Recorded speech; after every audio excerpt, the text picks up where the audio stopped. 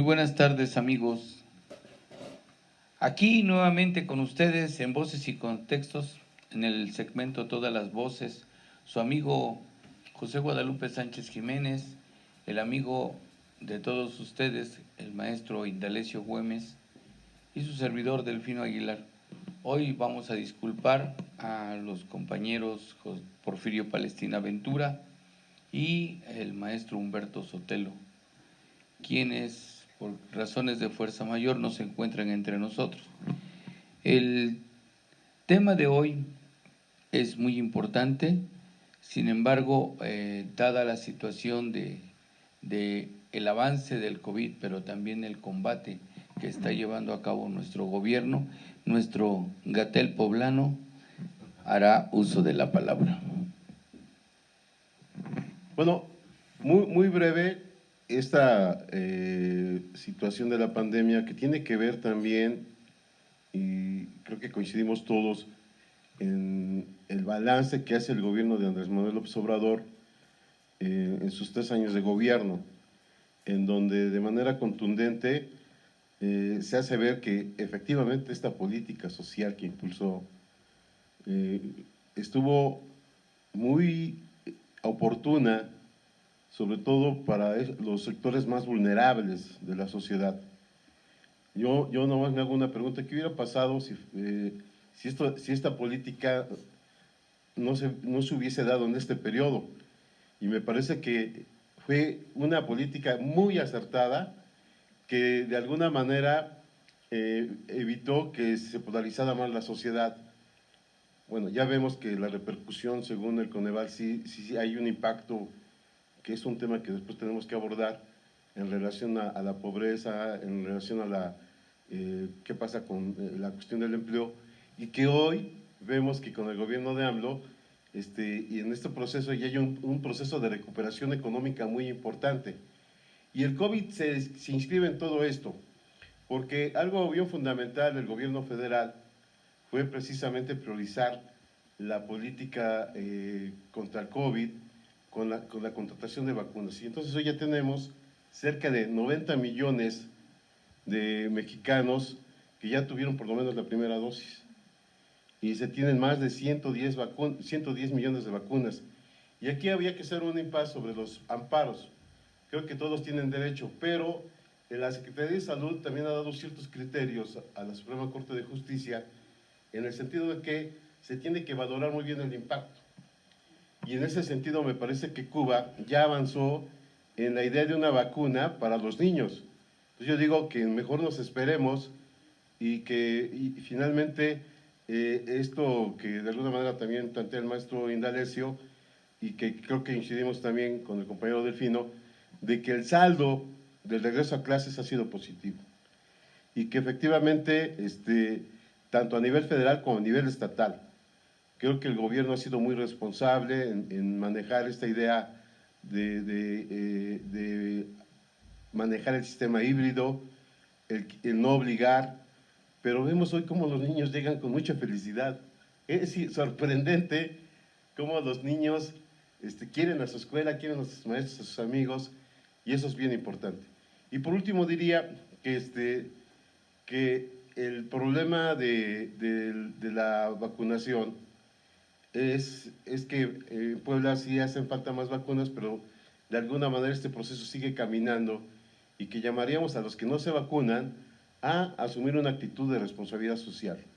Y bueno, sí, a tomar precaución, porque según algunos datos de la propia Secretaría de Salud, estamos hablando entre un 60 y el 70% de los hospitales COVID que están ocupados por este asunto. Entonces, remarcar que no hay que bajar la guardia, que evitemos reuniones masivas en cuartos muy cerrados, y tener una responsabilidad que nos lleva a vencer a esta pandemia. Y algo que decía el otro día también el compañero Delfino, es este aspecto de la nueva normalidad, es de que la pandemia llegó para quedarse, y entonces tenemos que luchar contra eso. Maestro, si nos hace el favor. Bueno, yo voy a comentar algo que es importante con relación a los desastres que ha hecho los huracanes. El gobierno federal, el presidente Andrés Manuel López Obrador, a diferencia de otros periodos, lo de hacer censos, ¿sí? Muy claros, muy puntuales, de los efectos en casas y personas para poder reponer, ayudar a reponer todos los daños que ocasionó. Entonces creo que es importante mencionar, porque estamos digamos, todavía en este proceso, incluso los afectados en Tabasco, no llegan todos los artículos blancos, estufas, en fin, los que se dañaron y que están en el censo por problemas de oferta. Pero ya está contemplado, y además de que el ejército es el que está entregando en función de los censos. Entonces, yo solo quería, dentro de esto, es decir, está la pandemia y no terminamos con la pandemia y vienen lo de los huracanes, que por cierto, las lluvias han sido más este año que el año pasado. Y digamos, las dependencias del gobierno federal, como las estatales y municipales, se han estado coordinando para poder resarcir este daño. Entonces quería yo subrayarlo. Muchas gracias, maestros. Nos da mucho gusto estar con ellos. Un saludo a todos los amigos. Bueno, para darle continuidad a esto y pasamos al otro punto, quiero primero, antes que nada, el reconocer a los compañeros que han manejado el tema del COVID y el asunto de las fuertes lluvias, los fuertes temporales que han afectado a distintos estados de la República. Sin embargo, también esta parte importante va de la mano con lo otro, la posición del gobierno federal. Ante esta situación, en días recientes, el presidente de la República planteó la desaparición del Fonden. Ese fondo para desastres que era mal utilizado y servía para desviar recursos a favor de los políticos corruptos que teníamos y que aún siguen existiendo, no crean que no. Entonces es importante saber que un recurso que ya estaba etiquetado, que iba para alguna zona de desastre, donde estaban un número determinado de presidentes municipales o de un gobernador, esto no se utilizaba para eso, se utilizaba para otra cosa, y eso era una forma de desviar recursos. Si no, veamos lo que tenemos en Puebla desde el 2017 que tembló, todavía los estragos del temblor siguen sin atacarse. Hasta que llegó el gobierno de la Cuarta Transformación a Puebla, es que se empezaron a resolver algunos asuntos, reinaugurar algunas escuelas, y eso es parte pues del proyecto de reconocer que es necesario atacar los problemas cuando estos por situaciones ajenas a la voluntad del ser humano, como son los desastres naturales, pues hay que apoyar a la gente. Y esto es lo que se viene haciendo en el asunto de Tabasco, en el asunto de distintos lugares, no se atendían, entonces qué bueno que desaparecieron ese fondo y que ahora los recursos llegarán directamente con las personas afectadas. Y el gobierno de Puebla lo ha estado haciendo bien, tanto es así que hay un reconocimiento al gobierno del estado, en el cual se le reconoce la transparencia con la que ha manejado los recursos, tanto en el combate a la pandemia como en la atención a los fenómenos meteorológicos y los daños que causan, y de esta manera pues están abordando el problema, ¿no? Eso es lo que quería decir, para que quede claro que hay que reconocer que hay un esfuerzo por resolver el problema de las vacunas, por resolver el problema de los fenómenos naturales, y que hay una derecha, llámese PAN, PRI o los que sean que se incorporen, hasta creo que el PRD y el mismo Movimiento Ciudadano, que no encuentran forma la buscan, yo creo, con lupa, la están buscando con lupa, el fenómeno más insignificante para atacar al gobierno de la Cuarta Transformación, en cualquier lugar, y en este caso en el de Puebla y el de en la presidencia de la República de Andrés Manuel López Obrador. Básicamente a eso se dedican. Usted escucha un noticiero y está dando la noticia de una situación relacionada con el programa de vacunación que inicia este lunes y que termina el miércoles. Y lo primero es buscar la forma de atacar al gobierno, diciendo que no hay vacunas, que luego va la gente y que no los vacunan. O sea, eso no es cierto. En el caso de Puebla, los centros de vacunación han tenido superávit porque la gente no ha ido a vacunarse. Ahí están las vacunas, ahí se quedan como reservas para que al siguiente día, si se prestan los usuarios o voluntarios, van a tomar la vacuna. Es una situación en la que también se debe de tomar conciencia. Pero lo que son los medios de comunicación, a veces ya no sabes si realmente se dedican, les pagan por estar transmitiendo noticias, o les pagan por estar haciendo escándalos, o les pagan por golpetear directamente a Andrés Manuel López Obrador y a los gobiernos, en este caso de Luis Miguel Barbosa Huerta. Eso es lo que está sucediendo, y entonces eso es lamentable, que un medio de comunicación no dé la información sobre el tema concreto, dónde van a ser los centros de votación, quiénes están incluidos ahí, cómo, a qué horas, de qué manera están atendiendo. ¿Por qué? Porque ellos son el canal para transmitirle a la gente las dudas o necesidades que tienen de tener conocimiento sobre estos problemas. Pero bueno, ahí la dejamos, seguiremos hablando sobre lo mismo. Hoy es 11 de septiembre y recordamos que el 11 de septiembre de 1973 asesinaron en Chile, en el Palacio de la Moneda, a nuestro gran amigo, a nuestro gran compañero, camarada, y así lo tenemos que decir, que con el gran valor que le daba su ideología, sus ideas libertarias, defendió la transformación en Chile, la transformación democrática, defendió un proyecto de nación allá en Chile. Fue asesinado el 11 de septiembre por las fuerzas opresoras y armadas que comandaba Augusto Pinochet. Muchos recuerdan el 11 de septiembre como la catástrofe de las dos Torres Gemelas.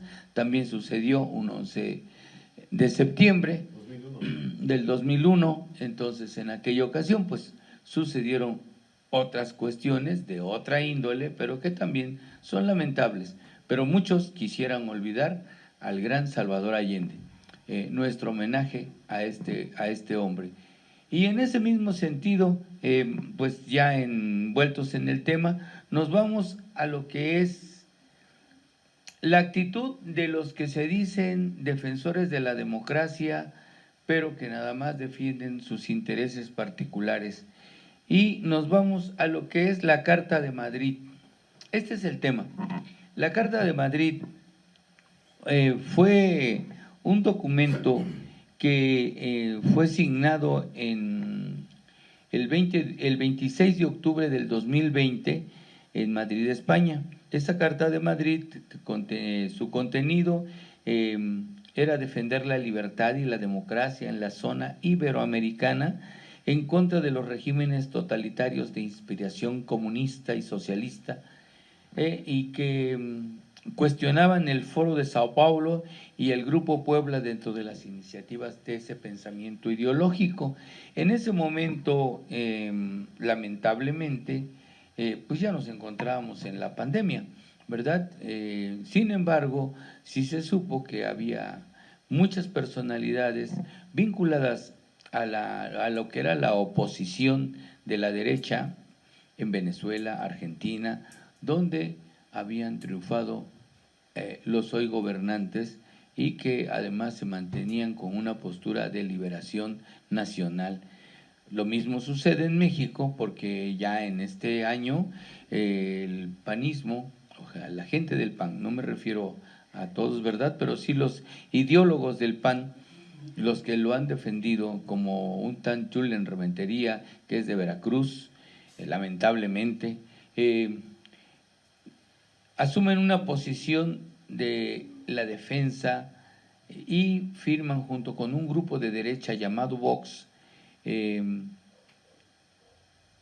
contra de lo que ellos llaman el avance del comunismo en Latinoamérica y en Iberoamérica, o sea, allá también en España. Y no menciona algunos otros países europeos, pero sí se menciona la zona española. Entonces, este es el tema, porque vamos a aclararlo, la posición del PAN y la de algunos miembros de ese partido de renombre que signaron esa carta. Bueno, como aquí somos muy democráticos, hoy sí le damos la posibilidad al maestro Indalecio Güemes que nos diga cómo lo abordamos. Bueno, yo creo que lo que sucedió, creo que como que impulsó o más bien dicho, generaron al seno del PAN, y no solo del PAN, sino también del PAN tricolor, en fin, de las fuerzas de oposición, generó una serie de contradicciones. Pero se ha hecho la crítica en función de que llegó el dirigente de Vox y todo lo que ocasionó, digamos, para la oposición de derecha. Yo lo veo de manera distinta. Yo creo que Vox ha estado presente desde que ganó Andrés Manuel López Obrador. Me refiero que qué es lo que tienen en términos ideológicos, es decir, la famosa lucha contra el comunismo, la lucha contra el populismo, y generando toda una serie de visiones atrofiadas en términos de lo que se está haciendo. Hay que recordar que Vox estuvo apoyando al golpe en Bolivia, en fin, en todos los lugares de América Latina que ha habido cambios importantes en favor de la democracia. Entonces, yo quiero subrayar que Vox ha estado desde el 2018, escondido estaba, porque la oposición en esencia tiene ese pensamiento ultraconservador. Sí, yo creo que hay que ponerlo en sus justos términos. Si nosotros observamos el comportamiento de la oposición, el comportamiento de la derecha desde el 2018, antes de las elecciones incluso, durante las elecciones y después de las elecciones, mantienen una similitud ideológica con Vox. Es decir, creo que no hay que espantarnos, es decir, se espantaron ellos mismos, pero porque en realidad, en esencia, tienen ese pensamiento. Hay que entender, por ejemplo, cómo utilizan la mentira.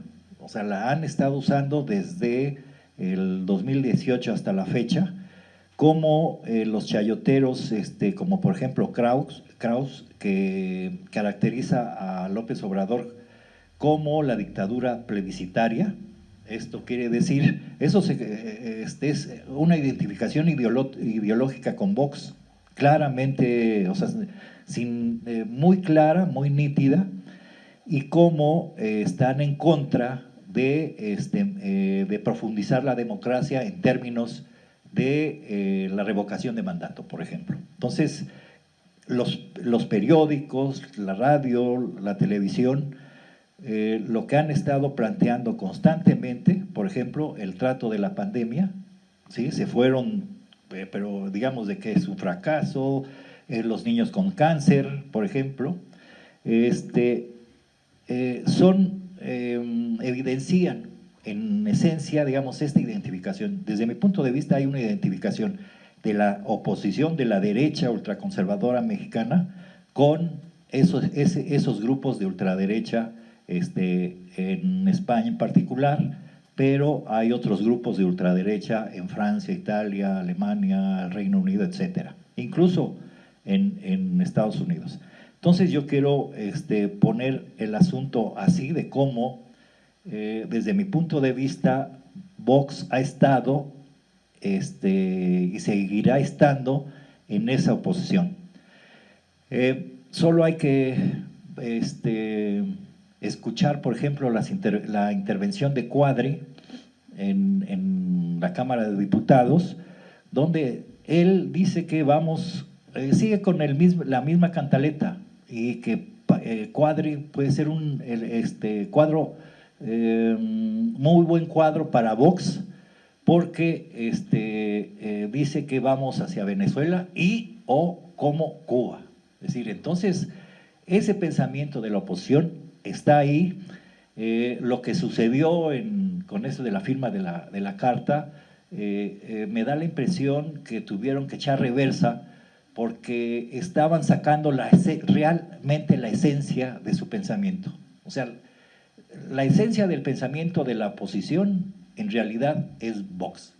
Por eso echan reversa y quieren deslindar, etcétera, etcétera, pero en la práctica su conducta, sus declaraciones y lo que hacen es muy consecuente con Vox. Entonces yo creo que aquí hay, la oposición es parte de Vox, que no se hagan, que no se hagan, es decir, que no se hagan, es decir, que ellos no sabían que fueron utilizados, etcétera, etcétera. Entonces, porque en política está muy claro el asunto, o sea, ideológicamente está muy claro, desde mi punto de vista hay una identificación de la oposición ultraconservadora y la conservadora con relación a Vox. Es decir, solo hay que escuchar los discursos de los diputados y de los senadores de la oposición que están en contra de Andrés Manuel López Obrador, digamos, la propuesta de profundizar la democracia. Esa es la esencia. Es decir, para ellos les da urticaria pensar que el pueblo, que los ciudadanos puedan estar yendo a las urnas a ratificar o rectificar el mandato dado en un periodo anterior. Entonces, desde mi punto de vista, digamos, es Vox y la oposición en México ideológicamente comparten muchas cosas, aunque digan que no. Muchas gracias. Amigo José Guadalupe. Sí, bueno, yo voy a ser muy rápido y espero que no me pase de mis 5 minutos. Bueno, 4. Bueno, a ver, creo que hay que ver los momentos de cómo aparece Vox. Por ejemplo, exactamente en los 500 años de la llegada de los españoles, que por cierto hay una discusión sobre lo que pasó en la Avenida Reforma cuando el gobierno de la Ciudad de México quita la estatua de Hernán Cortés y lo va a poner en la Plaza de las Américas. Y optaron por una cabeza olmeca que tiene mucho simbolismo y que el otro día, por cierto, yo veía un comentarista que supuestamente es de arte, ¿no? De TV Azteca, de ADN 40, que supuestamente es una gran personalidad en la cultura. Y fíjense nada más hasta dónde llega, dice, qué fea cabeza, ¿no? Cuando ni siquiera la conoce, ni siquiera sabe el contenido. Y bueno, ahora sí que del arte colonial al arte actual, pues es un simbolismo que finalmente nos retrata como un país que tiene raíces indígenas. Y a eso voy. Cuando Vox saca su Twitter en donde hace mención del proceso de la conquista de nuestro país, y donde pareciera que ve ahí al máximo salvajismo que representa la cultura azteca, pues no nos olvidemos precisamente que efectivamente los españoles, cuando llegaron, trajeron la viruela y en la Inquisición, si ustedes ven, por ejemplo, estadísticamente, cuántos murieron por la actitud de los españoles en torno a los cuestionamientos a la Iglesia, vamos a ver que hubo muchos asesinatos, incluso que de gente intelectual que cuestionaba el poder absoluto de la Iglesia. Vamos a ver que hay excesos en demasía. Bueno, ¿por qué digo esto? Porque finalmente la conquista, decíamos la vez pasada, hay dos visiones.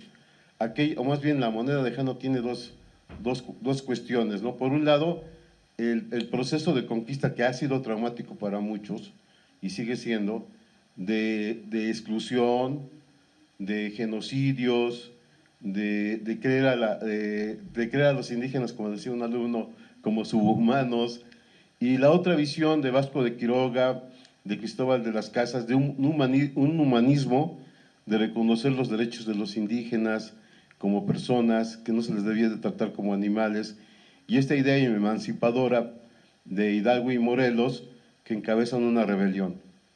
Y esto es bien importante porque ellos de alguna manera se dan cuenta de las condiciones que viven los indígenas y portan precisamente a la Virgen de Guadalupe como un medio emancipador. Ya desde este aspecto que hace León Portillas sobre la descripción de la Virgen de Guadalupe, ya soy guadalupano, porque antes estaba yo medio escéptico. Es un artículo muy interesante que analiza precisamente el contenido de la Virgen. Pero a lo que voy es a lo siguiente: cuando termina precisamente este proceso de la independencia de 1821 con Guerrero y Agustín de Iturbide, y después en 1824 las bases del Estado mexicano, vamos a ver que cuando entran a la Ciudad de México, y esto es un simbolismo muy interesante, quien encabeza la entrada es Iturbide y atrás va Vicente Guerrero, que fue de los que más se rebelaron en contra que no pudieron ser vencidos por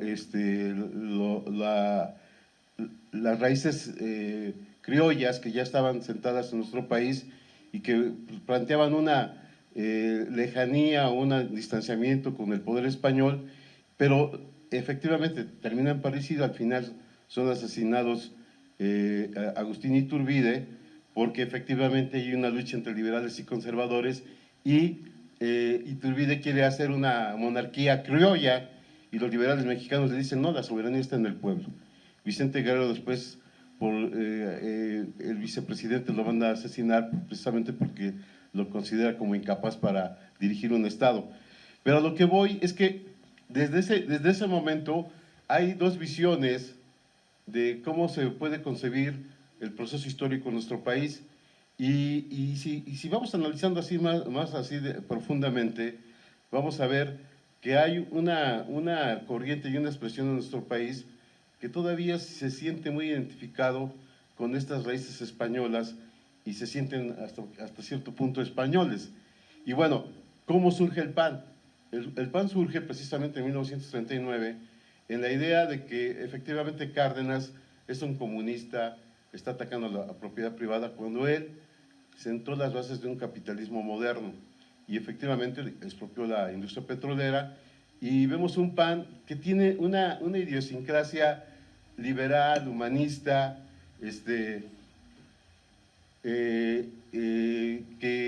cree en una especie de cristianismo en donde las ideas liberales las cuestiona, pero sí tiene una visión, digamos, fraternal, y donde cuida la identidad de las personas y su libertad individual.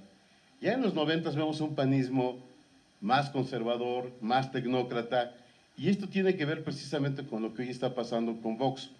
Es decir, se sienten identificados con Vox, pero ya no es ese panismo tradicional, sino es un panismo tecnocrático, un panismo que desconoce la historia, porque eso había que decirlo. Es decir, cuando ellos firman el contenido de esta Carta de Madrid, lo que sí podemos ver es que desconocen el proceso histórico de la sociedad mexicana y no podemos decir, o de manera vinculante, que el proceso histórico de España fue el mismo de México.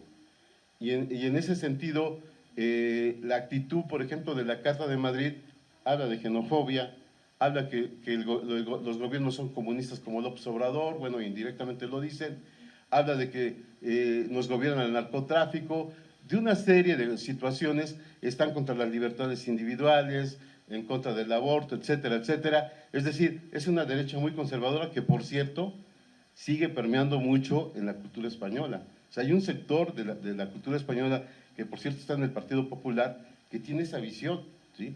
Por eso, esta crítica, cuando ustedes van, por ejemplo, a Barcelona, los ciudadanos de Barcelona dicen, no, momento, yo no soy español, yo soy de Barcelona. Y acuérdense que ahí las autonomías sí son una realidad. Bueno, a lo que voy, es que lo que hoy tenemos a nivel global y la representación de Vox es que es esta ultraderecha que sigue permeando a nivel global como una forma en contra de los gobiernos progresistas. Ya el compañero Delfino hablaba, por ejemplo, de Salvador Allende, donde vino y se construyó, ¿sí?, un gobierno socialista con tendencia socialista, pero que emergió del voto popular y que finalmente estas derechas que después gobernaron las dictaduras militares fueron apoyadas por Estados Unidos y tuvo una sangría muy fuerte para esos pueblos. Y entonces, lo que a mí me llama la atención es esta visión conservadora, digamos ya muy atrasada, de lo que puede representar Vox. Y esta actitud de muchos senadores y diputados de la clase política del PAN que no firmaron esta carta, y otros que por desconocer el impacto que pudo haber tenido ya se están deslindando, como decía nuestro director. Muchos senadores ya se deslindaron porque una parte de la clase media que de alguna manera se identificaba con el PAN, a partir de esta firma, pues, se quedan de a seis y dicen, no, ¿cómo es posible que tengan esa visión tan reaccionaria, tan de derecha, que no corresponde a la realidad mexicana? Así es. Es la visión de a la gente que le va quedando claro quiénes son los amigos del pueblo y cómo luchan contra la democracia. Yo creo que incluso a los mismos voceros de la derecha, y los españoles no tienen empacho de hablar de la ultraderecha, incluso cuando hablan del partido político español, Vox, se refieren de esa manera. El partido español de ultraderecha que causa polémica en México. Ese es Vox, y su dirigente se llama Sergio Abascal, es el líder de la agrupación. Santiago Abascal, aquí, bueno, ya nos aclararon, es Santiago Abascal. Así, es en el encabezado dice Sergio y luego más abajo nos dice que es Santiago Abascal. Se reunió con miembros del Partido de Acción Nacional, como es el principal opositor al actual presidente mexicano López Obrador. Bueno, eso ya lo decíamos, ¿verdad? Pero lo que queremos recalcar es este ímpetu de la ultraderecha que en Brasil con Bolsonaro se reposiciona, porque Bolsonaro es de ultraderecha, pero pierde en Argentina, pierde en México, pierde en Venezuela, en Ecuador. O sea, hay momentos en los cuales es muy importante decirlo, la derecha se siente en búsqueda de su salvación. ¿Por qué? Con todas estas situaciones claras de su posición ideológica, porque ellos dicen que no es ideología, es ideología. su posición ideológica, política y por tanto la concepción de modelo económico que quieren, que a ellos les beneficia, que es ser siempre los que mandan porque son los patrones y son los dueños del dinero, esa es precisamente la forma en que van quedando configurados. Aunque en el discurso digan lo contrario. Entonces, esto es Vox, pero ¿qué pasa con los políticos mexicanos de otros grupos que también apoyaron esta posición? Añorbe, del PRI, es uno de ellos, ¿no? Martín del Campo también es otro. La propia Lili Téllez, que llegó al Senado como morenista y ya siendo morenista, le salió su verdadero color de TV Azteca, que era panista, se siente sorprendida, pero está involucrada. Su nombre aparece en los que firmaron esta carta, y está el tal Rementería, Chulén Rementería de Veracruz, Víctor Fuentes, Marco Antonio Gama, Roberto Juan Moya Clemente, las senadoras Alejandra Reynoso, Guadalupe Murguía, Nadia Navarro, Indira Rosales, Mayuli Latifa, Gina Cruz, Minerva Hernández, que es del PRD, de Tlaxcala, y la famosa Lili Téllez. Entonces, ahí está la gente que, bueno, siendo políticos, son utilizados por la ultraderecha, de eso no hay la menor duda. De eso no hay la menor duda. Y quienes de facto aceptan eso, bueno, pues son los ideólogos, el señor Fernández de Ceballos, Fox, Vicente Fox, el Felipe Calderón, la esposa de Felipe Calderón, el fugitivo Ricardo Anaya. Entonces, gente que están vinculados al PAN estrechamente y que formaron parte. Hay algunos otros que se deslindan y tenemos que saber lo que es después de esta carta. Incluso hay una pugna interna y por eso, de alguna manera u otra, el hashtag que apareció en esos días fue qué tontos los del PAN, porque solitos se hicieron el harakiri. Bueno, ese es un pensamiento que hay, es una tendencia que hay en los medios, en las redes sociales, en los cuales quedan desenmascarados, tal como lo dijo nuestro amigo José Guadalupe Sánchez y nuestro amigo el maestro Indalecio Güemes, de que el PAN, en lugar de posicionarse con una posición política correcta, se vinculó a lo que es su esencia nata, que lógicamente viene de España, porque ellos son españoles, y defienden su sangre, ellos son de la realeza.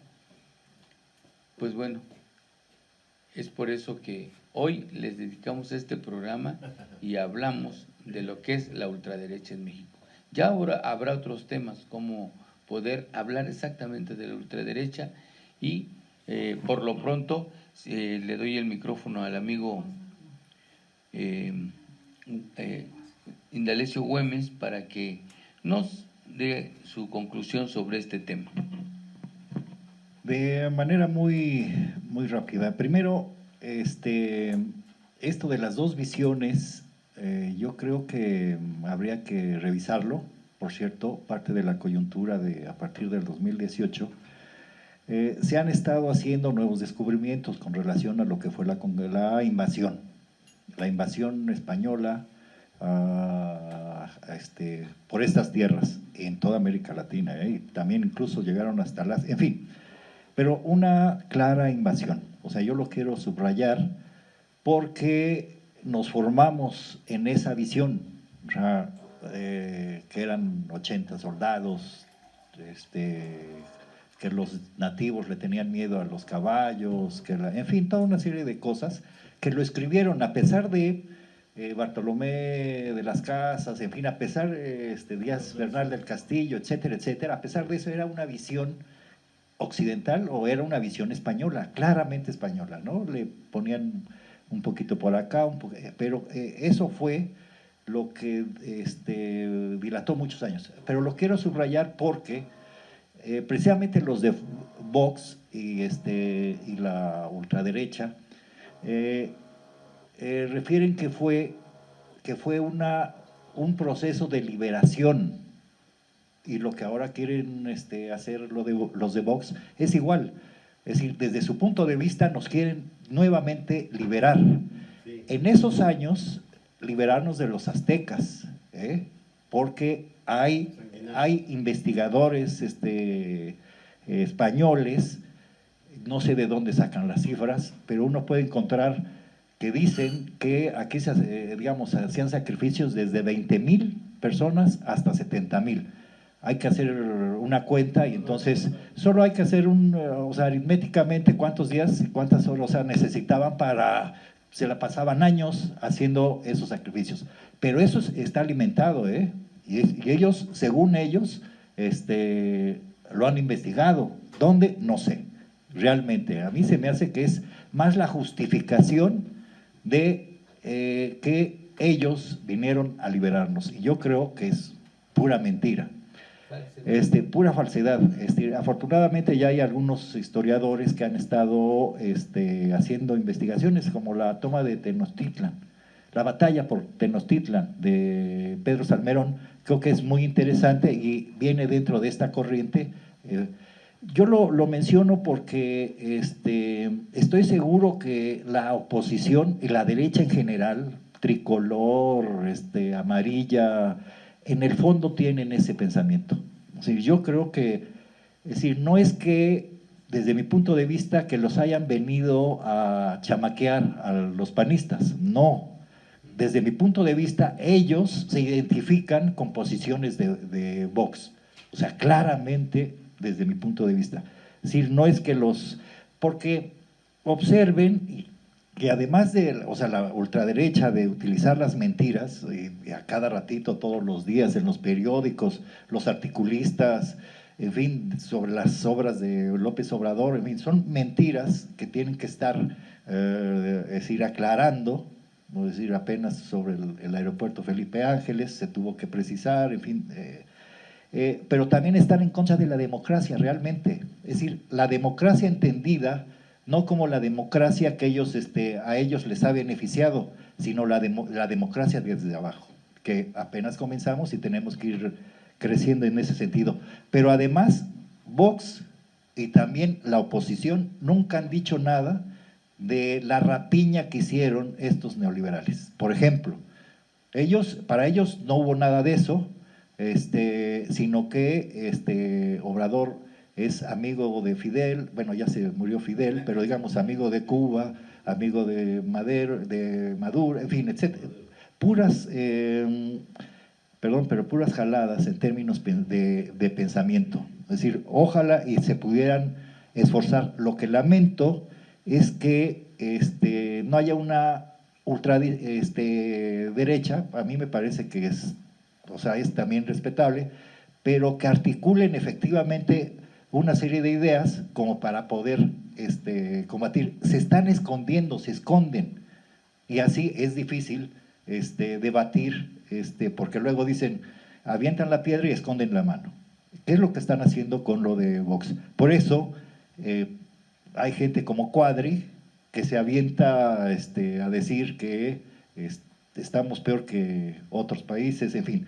Pero casi toda la derecha, si escuchan las intervenciones de los diputados del PRI, los diputados del PAN, los diputados del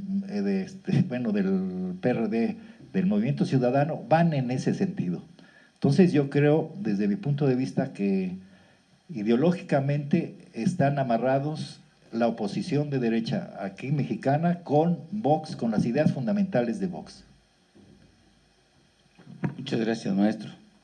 Por favor, cierre usted el programa, maestro. Sí.